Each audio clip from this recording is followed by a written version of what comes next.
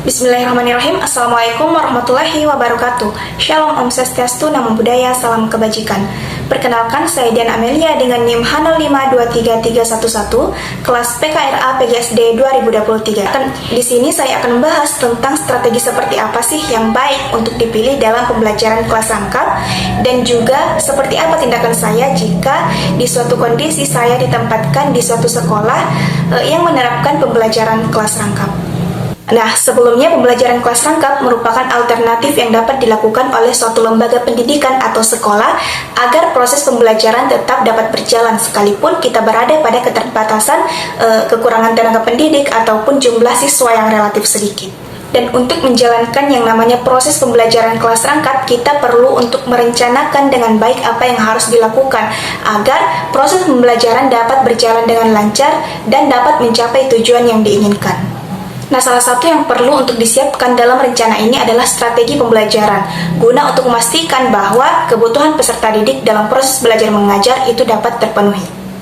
Berbicara tentang strategi terbaik yang dapat digunakan dalam pembelajaran kelas rangkap menurut saya adalah strategi pembelajaran berbasis proyek atau project based learning, yang dimana akan lebih efektif lagi jika dilakukan secara berkelompok. Nah, mengapa strategi ini baik menurut saya untuk diterapkan dalam pembelajaran kelas rangkap? Karena jika di dalam satu kasus, guru harus menggabungkan dua tingkatan kelas dalam satu ruangan untuk melangsungkan proses pembelajaran, dan guru memilih untuk hanya sekedar menyampaikan materi kepada siswa, maka yang pertama, guru bisa saja kehilangan banyak tenaga untuk menyampaikan materi, karena seperti yang kita tahu bahwa penyampaian materi untuk pembelajaran kelas rangkap itu harus dilakukan bergantian antara kelas 1 dengan kelas yang lainnya. Dan yang kedua adalah dapat memicu terjadinya miskomunikasi antara guru dan siswa dalam menanggapi materi yang akan disampaikan atau yang telah disampaikan oleh guru, karena ada banyaknya materi yang harus disampaikan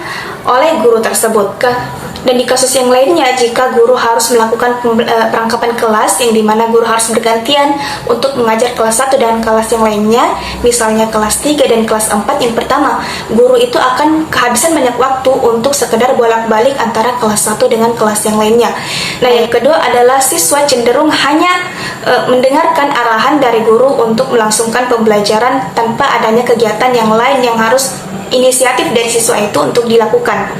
Dan yang ketiga adalah jika kelas ditinggalkan dalam kondisi tanpa adanya kegiatan, ada banyak sekali pengaruh-pengaruh dari luar yang dapat memecah fokus siswa dalam proses pembelajaran. Nah, lantas mengapa pembelajaran berbasis proyek ini menurut saya cocok diterapkan dalam pembelajaran kelas rangkap? Karena dalam hal ini konsepnya adalah berpusat kepada siswa. Jadi, guru tidak terlalu diberatkan dalam proses pembelajaran ini.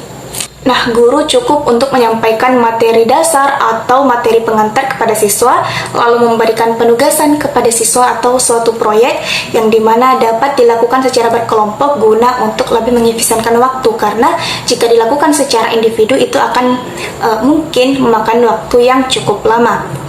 Jadi lebih baik dilakukan secara berkelompok. Nah, di sini siswa tidak hanya mendapatkan teori dari guru, tetapi juga mendapatkan melakukan praktik yang dimana itu bisa melatih keterampilan siswa. Selanjutnya adalah tindakan apa yang akan saya ambil jika di suatu kondisi saya ditempatkan di suatu sekolah yang menerapkan pembelajaran kelas rangkap. Langkah awal yang dapat saya ambil adalah mungkin saya akan melakukan konsultasi dengan kepala sekolah untuk mencari tahu apakah ada peraturan atau rules tersendiri yang harus dipatuhi oleh guru yang ada di sana. Kemudian apakah ada strategi-strategi khusus yang harus dijalankan oleh seorang guru yang mengajar di sekolah tersebut. Dan juga mengkonsultasikan seperti apa pembelajaran yang diinginkan, dan juga apakah saya harus berpartner dengan guru-guru yang lainnya. Kemudian saya akan melakukan konsultasi juga dengan rekan-rekan guru yang lainnya untuk mencari tahu seperti apa lingkungan sekolah atau seperti apa karakter-karakter dari peserta didik yang ada di sekolah tersebut. Dan jika saya harus berpartner dengan salah satu guru untuk menangani pembelajaran kelas rangkap, saya akan berdiskusi dengan partner saya untuk mempersiapkan segala hal, mungkin strategi, metode, atau model yang harus dijalankan saat pembelajaran berlangsung.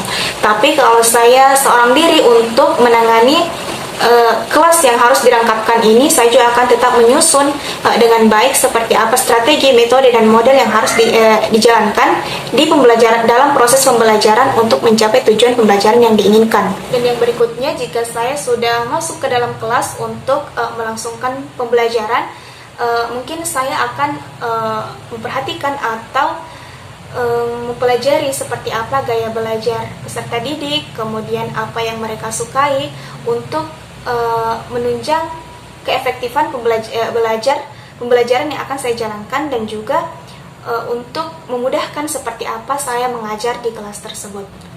Mungkin sekian yang dapat saya paparkan dalam video ini. Atas segala kekurangannya saya mohon maaf. Saya akhiri. Wassalamualaikum warahmatullahi wabarakatuh.